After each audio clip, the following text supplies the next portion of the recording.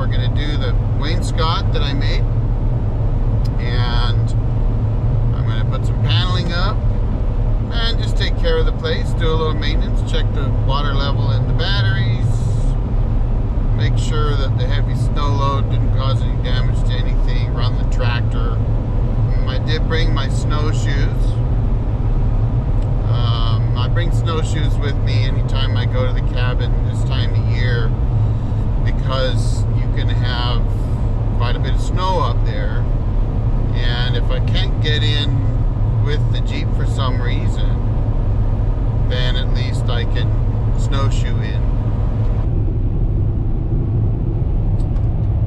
I'm driving actually through an area between Soap Lake, Washington, and a place called Dry Falls, and it's a canyon basically that was carved out by glacier runoff, and there was a big dam north of here, an ice dam, and it broke, and when it broke it washed all this area out. That was about 10,000 years ago, and that dam had a waterfall coming off of it, which they say was the highest waterfall in North America. It's really kind of a neat place to come to. There's some camping areas in here, and there's some fishing in here. But if you look up Dry Falls in Washington State, you'll get that information. It's pretty cool. Maybe I'll drop a link in the description below. Wow, this fog has gotten thick as pea soup. I don't know about you, but I hate driving in the fog like this. Okay, this road is solid ice.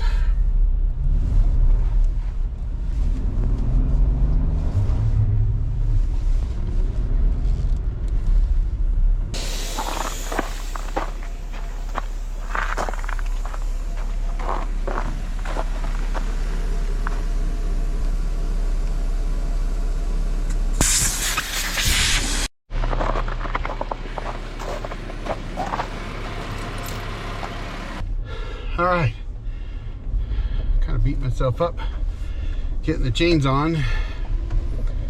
Always a bit of a challenge, and we'll see how these chains do, because we made them fit.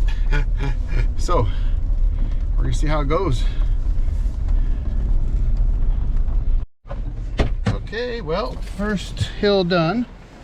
We'll get out and have a look. Check the chains. Always check the chains on the first hill. Nice and tight. Looking good. Plenty of clearance. Tight.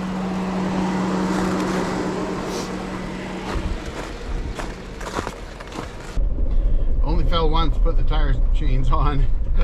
It was solid ice.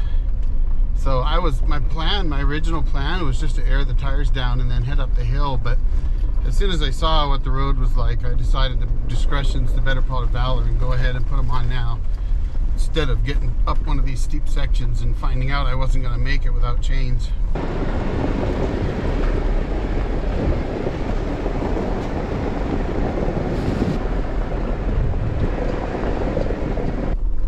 So here we go.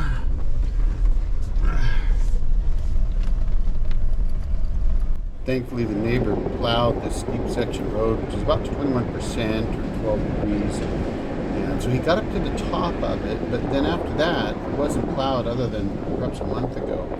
So I had about 1.5 feet of snow that wasn't plowed, but I seem to be making it through just fine, actually. Though at times it was kind of slow. I should be okay.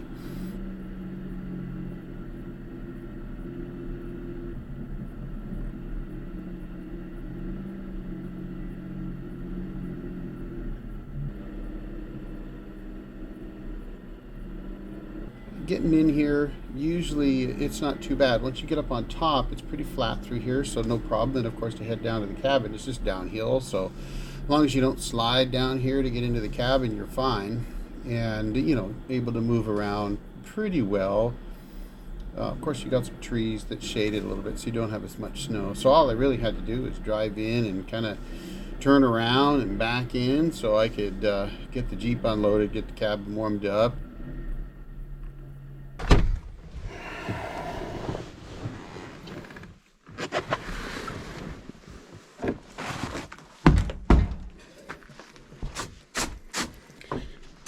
Oh, wow.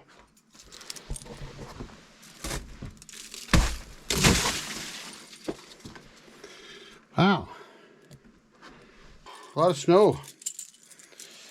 I got about a foot and a half of snow that's frozen on top, crusty. So let's get in the cabin and get the power on and get it warmed up.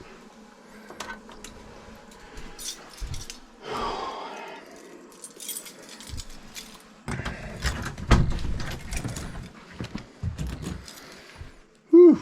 All right. Home sweet cabin.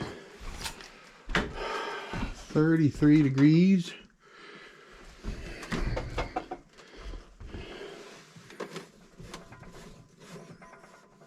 Turn that guy on. Doesn't really need it right now, but okay. Get the auxiliary heat going.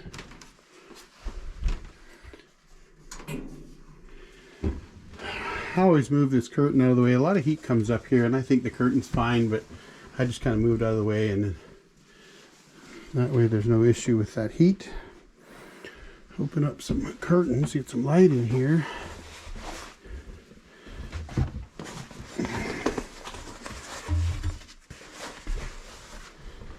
All right. First order of business after I get some light in here is to get the wood stove going. Things warmed up. It's pretty cool in here right now.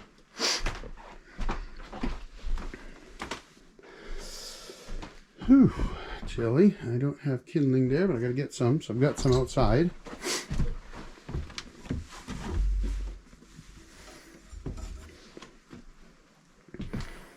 All right, great. Now, I need to get my boots on. I need to get the fire going first. Temperature in here, about 32 degrees.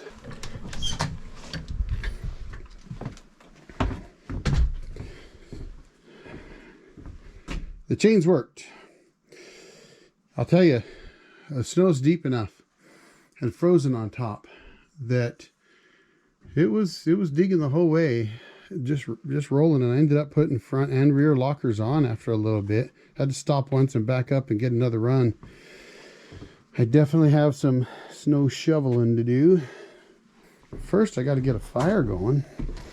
I've got all this kindling that I left.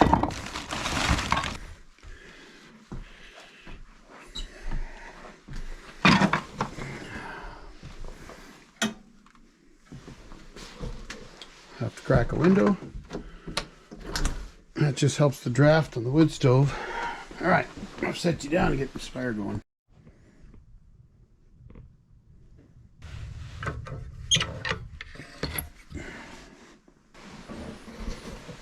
All right, hopefully that draft is going. Now I got to get out here and deal with some snow so I can unpack the Jeep.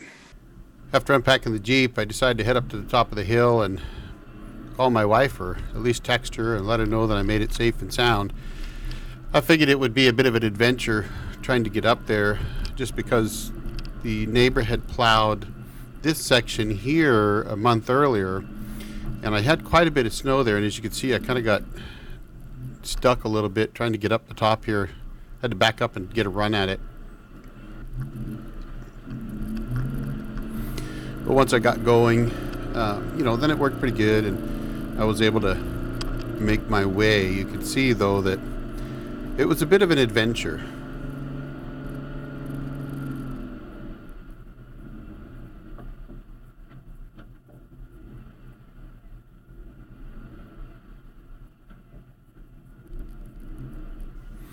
The neighbor had plowed ahead of this area here a little bit. There's a bank right there that I had to try to get through, just a plow bank, and I didn't quite make it through the first run, so I had to back up and get another run at it. But once I get a good run at it, then I should be okay. That was my thought. And lo and behold, those chains and lockers front and rear, the Jeep just kind of clawed its way through. And of course, when you get into the trees, you get a little less snow, so I can pick up a little speed once I get to that section. And then this was one of the areas I just wasn't sure I was going to be able to make it up without sliding into the trees there. They're small, but you know, you don't want to slide into trees and dent the side of your vehicle. Surprisingly though, with lockers front and rear, I had just kept my foot in it for the most part and just kept rolling forward barely. You couldn't really walk faster than this. The snow's pretty deep and you can't really see it in here, but at times it was a good 2 feet, maybe even. I think at one point I drove through a drift that was closer to 3 feet.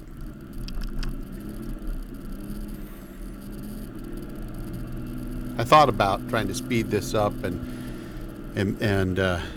you know, race through this pretty quickly, but frankly, I just thought it was kind of fun to show just how slow the going was. So front lockers, rear lockers, chains up front, tires in the back, air down, and it just kind of clawed its way through. Now those are 35-inch tires, and I'm riding on about 8 inches of snow. So, you know, 8 inches below the tire, that is, that's packed down. So, you know, you figure when it's in the middle of that tire right there, that's about 15, 16 inches above the 8 inches I'm riding on top. A couple times I kind of got off track a little bit and into some deeper snow and had to kind of back up and work it back and forth. And I kept thinking to myself, well, I've got a winch, but I didn't have to use the winch. I just kind of had to keep working at it.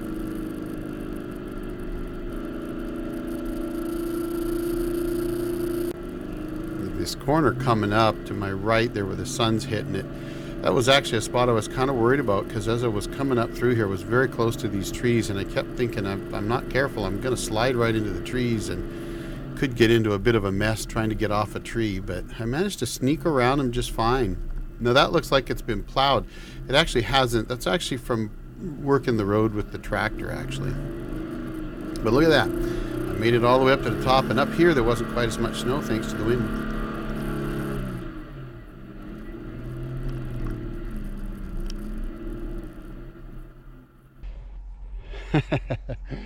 All right, we made it up here all the way to the top, 3,280 feet, and we've got about 1.5 feet of snow that's really frozen on top, so you can kind of see this crunch, and then it's powder underneath, so it's slippery, but we clawed our way up, and I don't think I would have made it without the chains, but got up here with the chains, and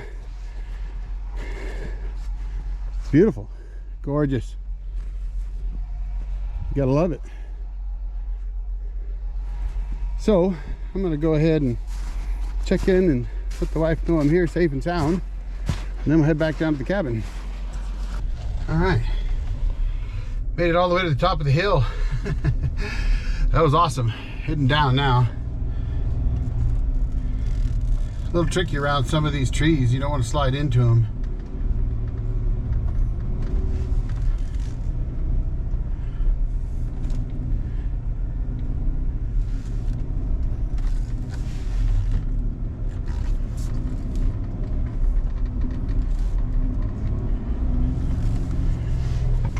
Had to go with lockers, front and rear, digging in the whole way. It's that's a lot of snow up here and powdery on the bottom.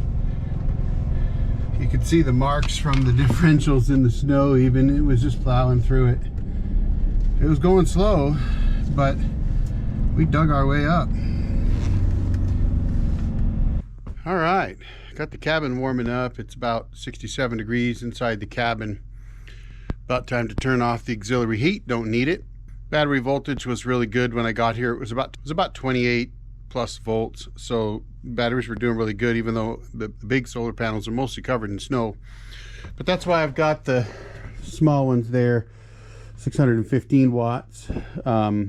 You know, they shed a lot of snow. You can see the snow down around the bottom of them. So, and we got the tractor running, and the four-wheel drive might not be working, but we were able to at least plow out a lot of the snow right around here. I worked it away a little bit from my frost-free, so when I'll just have to dig a little bit here to get over to the frost-free and be able to get in there, and I worked my way back towards the generator so I don't have to walk through the deep snow. And I've got enough cleared here. It's down pretty good. It just makes it easier to move around down here before I leave. I did drive all the way up and out that way towards the top, which is actually up here. So you got to come over there, and then you drive all the way up that way to where you can see the sun up there. That's to the south of us. So I drove up there. It was good fun. I think you saw that. And as you can see, I really worked the snow down around here, so I got it's plenty easy to get through around here now. Worked a bit over there towards the woodshed. I left myself some wood the last time I was here, so that's good. I can just pull that in tonight. I'll have plenty of wood, and I got a little path. I still got to work on that to get it a little easier to get back there to get more wood. ATV is nice and covered. So, and I moved a bit of snow around here, just kind of worked it out here, and so it's pretty good. It's cold, very cold. I got pretty chilly. Toes got cold. I didn't have my winter socks on. Note to self, put your boots and your winter socks on before you come up here. So I've got work to do here. I got work to do cleaning up that deck, but one of my things I want to do is I want to be able to finish this wall up to the top here. So I've just got to put some vapor barrier on here. I've got paper there. I just got to tape that down and staple it and put some vapor barrier over here. And I'll have to move these components out of the way so I can finish this off. So hopefully I'll get that done. And I'd like to get this finished all the way up to the ceiling over here as well. And maybe I can do some over here. So hopefully I'll get that done. And then I've got some wainscoting to do. But for now, I'm going to take a few pictures. And then I'm going to sit down and have a drink and relax, sit in front of the wood stove. Can you blame me? It's gorgeous out here. The generator's running, so it's not as quiet as it would be if the generator wasn't running, but it's gorgeous. And hopefully maybe I'll get this deck cleaned up. Anyway, I'm gonna take a break. It's chilly out. Cabin's up to 71 degrees, so that's awesome. But I've been running the generator for a few hours, so I'm going to go ahead and shut it down and put it into the auto start mode. That way, if for some reason the batteries don't hold enough voltage over the night, it'll come on.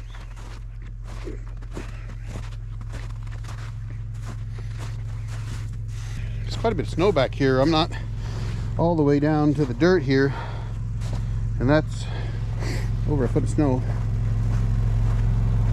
Still need to dig more of the generator out, but at least I got enough dug out that I can get to it.